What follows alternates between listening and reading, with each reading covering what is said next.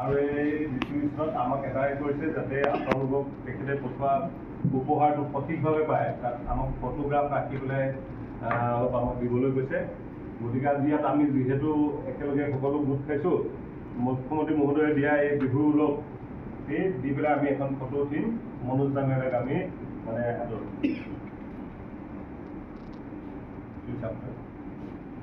বাকীখিনি আমি ইয়াতে আৰু হেৰি কৰি নাথাকোঁ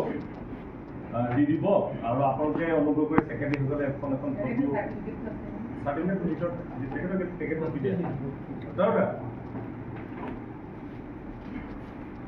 এখন আপোনাক মুখ্যমন্ত্ৰী মহোদয়ে চিঠি দিছে আপোনালোকে আৰু এজেণ্টসকলে লোৱাৰ লগে তাত 3টা বিষয় মানে চৰকাৰে SOP-টোত কৈ দিছে the food grain for the entire 3 months quota will be distributed to beneficiaries at once ekelogge dibo but the beneficiary will have to authenticate separately through e-post for each এই অংকটোত আপুনি দুমাহ দিব নাই কিন্তু দুমাহ নিদিলে সি যদি চাউল পোৱা নাই বুলি কমপ্লেইন দিলে আপোনাকে ধৰিব স্যাৰ ওভাৰ যদি দি দিয়ে মানুষ যেনিবা লোৱা নাছিলে ওভাৰ এখানে পাৰ্সেন্টেজটো বাঢ়ি গ'ল তেতিয়া সেইটো সেপ্টেম্বৰত আহি যাব সেপ্টেম্বৰ 18 মিটিং কি যুক্ত